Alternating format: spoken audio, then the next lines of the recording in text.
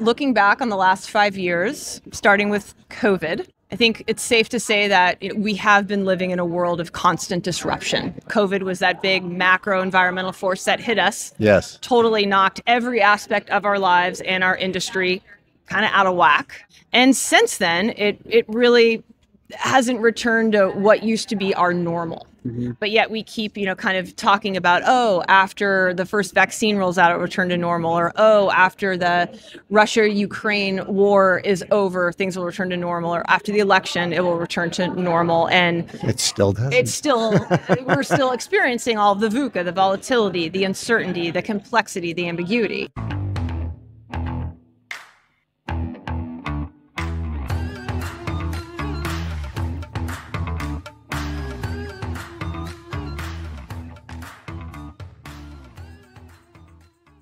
Welcome to our Industrial Advisors podcast. We're live at IAMC in Sacramento.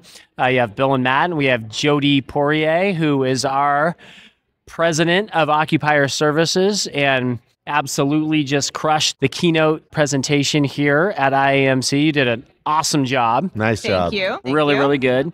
And it was all about embracing change. So we're going to talk a little bit about it. But how do you feel now that you just crushed a epic keynote presentation? I feel great. That was really fun to be up in front of you all. And it was really fun to put it all together and really got my brain thinking about change and how we best navigate a strategy amongst all of the VUCA that we're experiencing. Yeah. Yes, and I was going to ask you, but you said it later, so I know you already had that in there. Yes. But what a coincidence. For the listener, the first keynote speaker mentioned that, right, acronym. Navy SEAL. Yeah, the Navy SEAL. And then you brought it in. I was like, how did she get that in there that quick? I literally thought that. I'm like, she called something. That was brilliant. Well, if you were part of the Friday prep yes, I would have known. You would have known. Yeah, exactly. But you were part of it. Bill was so much better at critiquing. See? Yeah. And she look how well she did. Yeah.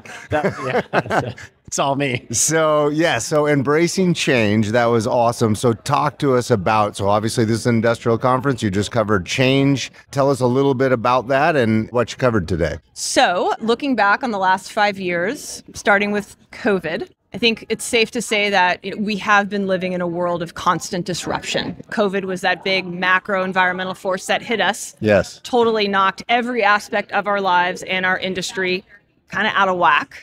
And since then, it really hasn't returned to what used to be our normal. Mm-hmm. But yet we keep, kind of talking about, after the first vaccine rolls out, it'll return to normal. Or, after the Russia-Ukraine war is over, things will return to normal. Or after the election, it will return to normal. And it still doesn't. We're still experiencing all of the VUCA, the volatility, the uncertainty, the complexity, the ambiguity. So my thesis in all of this was, okay, this is the new normal.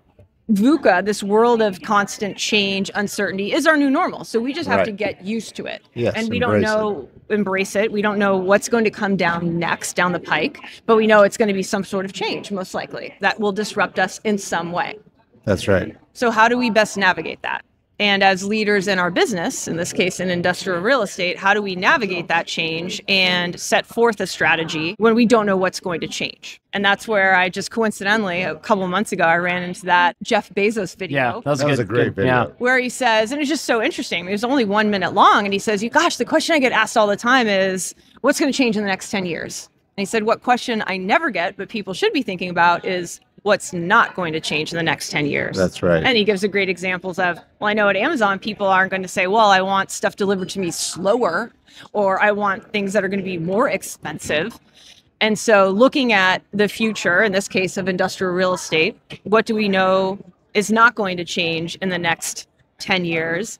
And then use that as the pillars around which to build a strategy. That's right. And those five, were you paying attention? Can you? I do know the one that shocked me the most. Power? Power. Yeah. Because I ranked that, I think, the lowest, right? And it ended up number two. Yeah. And I'm like, right behind that's location. insane. Location. Yes. Okay. Power, technology, labor. Mm-hmm. And hold on. Matt needs to give one. I mean, come on. Come on. Supply chain. Come on, man. Like everybody knew that. Like, the easy one. Those are the five pillars. And then how was supply chain so low? How is supply chain so low in terms of how people ranked it? You're not going to be worried about the power if you don't have any supply. But I think it's because location is so intricate Yeah. connected to supply chain. Had I not had location in there, I think supply chain would have been probably number one. Also, Yes. we're talking about the rankings from From just the audience. the audience. But Not show industrial, Matt's sophisticated- ranking. yeah, I was going to say a People in very there. sophisticated Yeah, audience. if we were Yeah, for ranking, sure. we would have ranked supply chain higher. Yes. I think I ranked it number 2. I would have ranked it number 2 as well. Yeah, look I at think that. We would have had the But same some of ranking. them go together. Location, labor, supply chain. supply. Yeah. Yes. Well, that's the thing. They're so interconnected. Yeah, totally. Yeah. Yes. Yeah. So, And I was surprised, like, okay, you said it a couple times that power is the new labor. Brett, I guess, said that. And Yep. that's interesting because with all of this, and your statistics were interesting with the onshoring, mostly from Asia, we don't have labor here. Like, why isn't that the concern? We didn't have labor before all of this change. Right. And now, where are you getting it? So labor is still up there on that ranking of the National Association of Manufacturers. It still was in their top 7 yeah. in terms of being a major concern, but power was above that. Right. Part of that is because of automation. Sure. So with automation, Good that is point. taking the place of a lot of that need for labor, and the outlook is even more so. And with automation, you need power. And with automation, you need power. You need less labor. You need different kind of labor, but also less labor. Yes. And McKinsey, actually, I think I forgot this little tidbit of a stat that I meant to mention today, but McKinsey had some research recently come out where they estimate that 30% of the current workload out there in warehouse and manufacturing will be replaced by automation by 2030. So in the next 5 years, up to 30% they're estimating will be replaced by automation. Well, Yeah, you well- showed the one. Dark warehouse. Yeah, the dark warehouse, Yeah. which is in China. China, and big facility that was totally dark. Totally dark, runs 24/7 and has little to no human interaction and is all AI driven robotics. They're just cranking. No lights needed. No lights needed, no Yeah. humans. No need for brakes, just 100% go, go, go. Crazy. So, and that may be, I position that could be our future given, again, that other graph that I showed. Data the centers?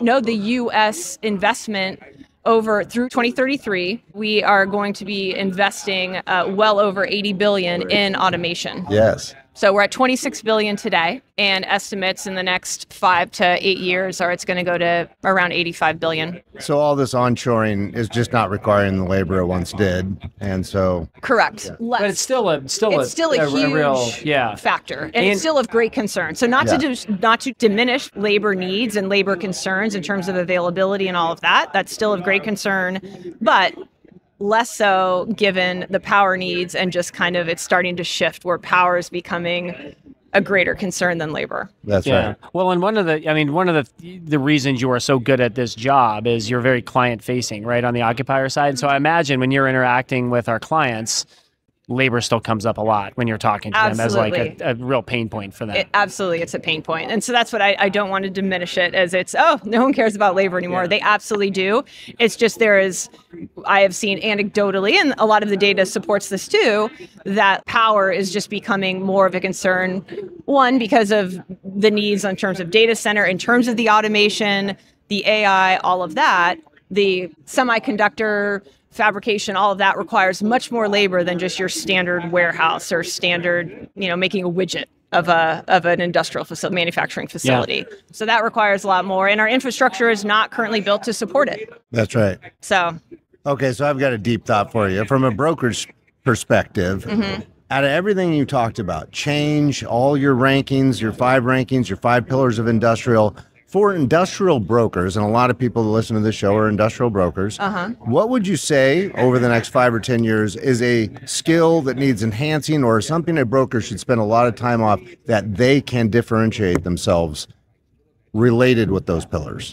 If you can think of one. Yeah, back to power. Yeah. I think becoming very well versed, not just on power that's required on site, but also what that means in terms of transmission, because that's really where the major pain points are. Even if the developer or the current site or developer, a site to be developed, has the power ability, the ability at that current site to get the power, to have the power distributed to the user, it's getting the transmission from the actual wherever it's coming from to that specific site. So even if they have all the fanciest transformer and load in the world, it's getting the transmission. Yes. So knowing that in your whatever community market that you work, What is that? What is the future of the grid? Know kind of the ins and outs of how to read the various, I don't even know what they would be called because I'm not one of your experts in this, but from a power standpoint, looking at a development plan, being able to read that and say, okay, this pad, this transformer, this is what maybe current is, this is given the size, what it could accommodate for an upgrade, being able to read through and think through all of that and have those conversations, and also have the conversations with users where they say, oh, I need, such and such power, or I need a whole, whatever the megawatt or gigawatt is that they may need. It's like, okay, is that because you have X number of coffee pots plugged in? Or is it how many you are turning on? Because there's a difference. That's right. If you're not turning on all those coffee pots, you don't need the amount that it is for plugged in. Yes. So there's a difference there. So it's understanding the nuances and also asking the additional questions to your client, to your occupier, your tenant client. Okay, this number you gave me, is that plugged in or is that turned on at one time? Yes. And you need to understand what they need to turn on all at one time, because that's a different number than everything that's going to be plugged in. So the nuances of power, I would say, get number really one. Okay, smart about hear that, industrial brokers. Yes. Shifting to office real quick, because you mentioned, told a great story about the pandemic and change and how that hit us.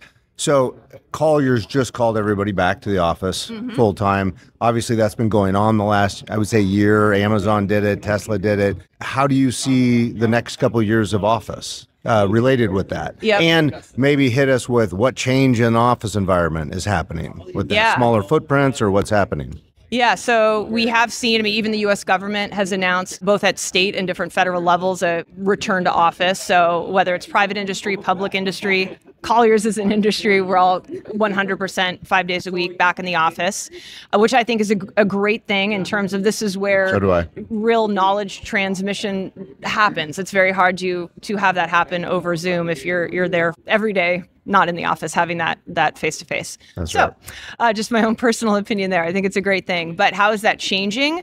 I think we're going to see more and more of that as time goes on. The companies that haven't, I think there's certainly going to be more and more a drive to that. Some may still have the flexible where, hey, we want you in 2 to 3 days a week. It will be that hybrid. I still think that hybrid will last and be a lasting trend. But I think it will be much more...